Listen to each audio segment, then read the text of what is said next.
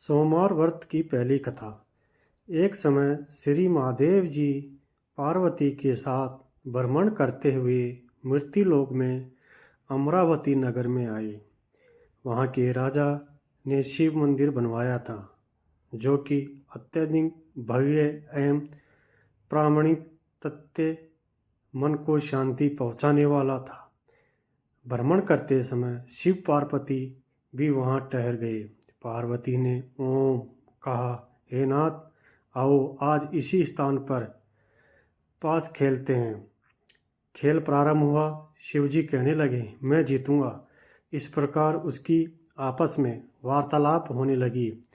उस समय पुजारी पूजा करने आए। पार्वती ने पूछा, पुजारी जी बताइए, जीत किसकी होगी? पुजारी ओम बोला, इस खेल में महादेव जी के सामने कोई दूसरा परंपरागत नहीं ओम हो सकता है, इसलिए महादेव जी ही यह बाजी जीतेंगे। परंतु हुआ उल्टा, जीती पार्वती जी की हुई। अतः पार्वती जी ने पुजारी को कोढ़ी होने का श्राप दे दिया कि तुमने माथा भाषण किया है, अब तो पुजारी कोढ़ी हो गया। शिव पार्वती दोनों आपस में चले गए। कुछ समय पश्चात अप्सराएं पूजा करने आई। अप्सराओं ने पुजारी के उसके कोढ़ी होने का कारण पूछा। पुजारी ने सब बातें बता दी। अप्सराएं कहने लगी, ओम पुजारी जी, आप 16 सोमवार का व्रत करें तो शिवजी प्रसन्न होकर आपको संकट दूर करेंगे। पुजारी ने अप्सराओं से व्रत की वरदा पूछी। अप्सराओं ने व्रत करने और व्रत के उत्थापन करने की संपूर्ण विधि की जानकारी दी। पुजारी ने विधिपूर्वक श्रद्धा भाव से व्रत प्रारंभ किया और अंत में व्रत का उत्थापन भी किया। व्रत के ओम प्रभाव से पुजारी रोगमुक्त हो गया।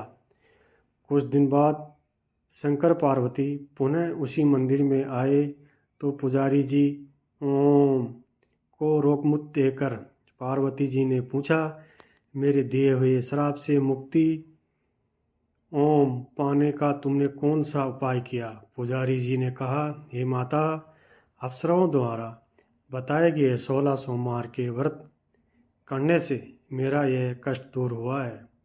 पार्वती ने भी 16 सोमवार का व्रत किया, जिससे उनसे रूठे हुए कार्तिकेय भी अपनी माता से प्रसन्न होकर आज्ञाकारी हुए।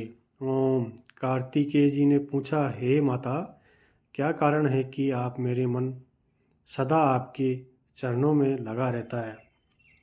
पार्वती जी ने कार्तिकेय को 16 सोमवार का व्रत का महात्म्य तथा व्रता बताई तथा कार्तिकेय ने भी इस व्रत को ओम किया तो उसका बिछड़ा हुआ मित्र मिल गया। अब मित्र ने भी इस व्रत को अपने विवाह होने की इच्छा से किया। फलतः वह विदेश गया। वहाँ के राजा की कन्या का स्वयंवर था। राजा ने प्रण किया था कि हथनी जिस व्यक्ति के गले में वरमाला डाल देगी, उसी के साथ राजकुमारी का ब्याह करूँगा। यह ब्राह्मण मित्र भी स्वयंवर देखने की ओम इच्छा से वहाँ गए और एक और जाकर बैठ गए। हथनी ने इसी ब्राह्मण मित्र को माला पहनाई तो राजा ने बड़ी धूमधाम से अपनी राजकुमारी का ब्याह उसके साथ कर दिया। तत्पश्चात दोनों सुखपूर्वक रहने लगे। एक दिन राजकन्या ने पूछा, हे नाथ, आपने कौन सा पुण्य किया जिससे हथनी ने आपके गले में वरमाला पहनाई? ब्राह्मण पति ने कहा, मैंने कार्तिकेय जी द्वारा बताए अनुसार 16 सोमवार का व्रत पूर्ण विधि विधान सहित श्रद्धा भक्ति से किया, जिसके फल के कारण मुझे तुम्हारी जैसी सौभाग्यशाली पत्नी मिली। अब तो राजकन्या ने भी सत्य पुत्र प्राप्ति के लिए व्रत किया और सर्वगुण संपन्न हो पुत्र प्राप्त किया। बड़े होकर पुत्र ने भी राजा प्राप्ति की कामना से 16 सोमवार का व्रत किया। राजा के देवलोक होने पर इसी ब्राह्मण कुमार को मिली। फिर भी वह इस व्रत को करता रहा। एक दिन उसने अपनी ओम पत्नी से पूछा, सामग्री विशालकाय ले चलने को कहा, परंतु उसने पूजा ओम सामग्री अपनी दासियों द्वारा भिजवा दी। जब राजा ने पूजन समाप्त किया तो आकाशवाणी हुई कि हे राजा, तुम इस पत्नी को त्याग दो, नहीं तो राजपाट से हाथ धोना पड़ेगा।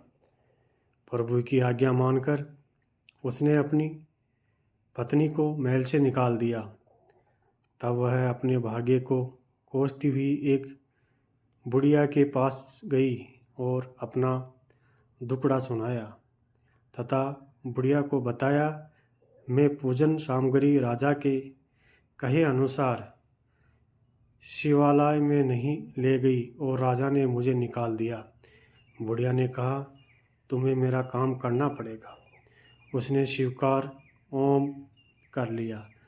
तब बुढ़िया ने सूत की गठरी उसके सिर पर रख दी और बाजार भेज दिया। रास्ते में आंधी आई तो सिर पर रखी गठरी उड़ गई। बुढ़िया ने डॉक्टर डांटकर उसे भगा दिया। अब रानी बुढ़िया के यहाँ से चलते चलते एक आश्रम में पहुँच गई। गुस्सई उसे देखते ही समझ गया कि यह उच्च घराने की अबला विपत्ति की मारी है। वे उसे दोहरे बंधाते हुए बोले, बेटी, तुम मेरे आश्रम में रह किसी भी प्रकार की चिंता कर रानी आश्रम में रहने लगी, परंतु जिस वस्तु को वह हाथ लगाती वस्तु खराब हो जाती। यह देखकर गुस्सई ने पूछा, बेटी, किस देव के अपराध से ऐसा होता है? तो रानी ने बताया कि मैंने अपने पति की आज्ञा का उल्लंघन किया और शिवालय में पूजा के लिए नहीं गई। उसने मुझे घोर कष्ट उठाने पड़ रहे हैं। गुस्सई ने फिर शिवाजी से उसके कुशल क्षेत्र के लिए प्रार्थना की और कहा, बेटी, तुम 16 सोमवार का व्रत विधि के अनुसार करो। तभी रानी की ने विधि पूर्वक व्रत पूर्ण किया और व्रत के प्रभाव से राजा को रानी की याद आई और दूतों को उसकी खोज में भेजा। आश्रम में रानी को देख दूतों ने राजा को बताया। तब राजा ने वहां जाकर गुस्सई से कहा, महाराज, यह मेरी पत्नी है, मैं उसका परित्याग कर दिया था, कृपया इससे मेरे साथ जाने की आज्ञा दे। शिवजी की कृपा से प्रतिवर्ष 16 सोमवार का व्रत करते हुए वो आनंद से रहने लगे और अंत में शिवलोक को प्राप्त हुए। दोस्तों, सोमवार की व्रत कहानी कैसी लगी? अगर अच्छी लगी तो प्लीज़ लाइक, कमेंट और सब्सक्राइबर जरूर करें। धन्यवाद।